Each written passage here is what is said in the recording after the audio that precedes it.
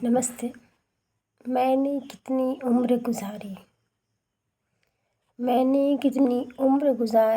मैंने आधी से ज़्यादा गुज़ारी, सबके लिए गुज़ारी, बच्चे, पति, घर परिवार सबके लिए। अब उम्र ढलने को है आई, 50 की करीब हो आई। अब कुछ पल मैं चली हूँ जीने, अब कुछ पल मैं चली हूँ जीने, घर की जिम्मेदारियों से थोड़ा दूर, खुद के लिए मैं चली हूँ जीने। मुझे ऐसा लगता है कि हम लोगों को 50 तक या 45 तक आते आते बच्चे बड़े हो जाते हैं, और अब अब हमें भी कुछ अपने लिए जो भी शौक़ थे उसको पूरे कर लेने चाहिए, ताकि हमको ये कभी ना रहे कि यार मैंने कुछ किया नहीं। और कभी ये नहीं सोचना चाहिए कि हम बूढ़े हो चुके हैं। नहीं, तन बूढ़ा हुआ है ना, मन नहीं बूढ़ा होता है।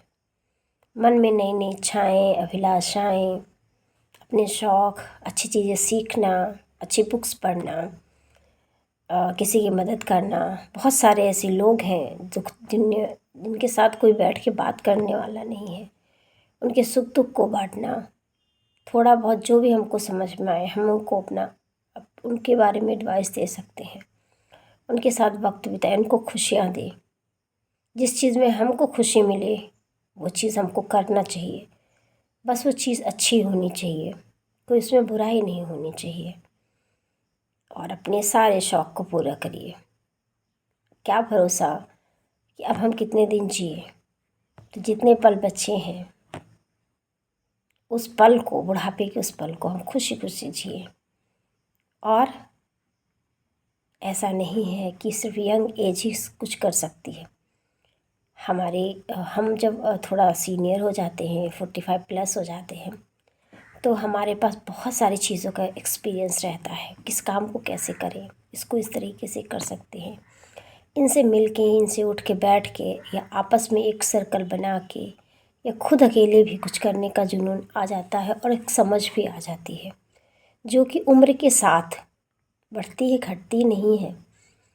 तो हमें भी और नई नई चीज़ें जो आती है, टेक्निक, वो सब भी हमको सीखने की ज़रूरत होती है।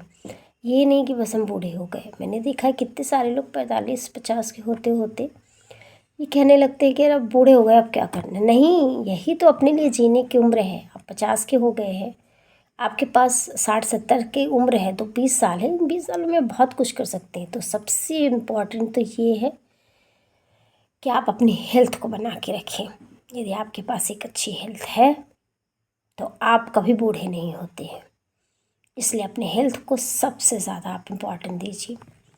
हेल्थ है तो आपकी अपनी खुशियाँ हैं, आप अपने शौक़ पूरे करिए और ज़िंदगी को बहुत बिंदास तरीके से जीजिए और खुशी खुशी रहिए।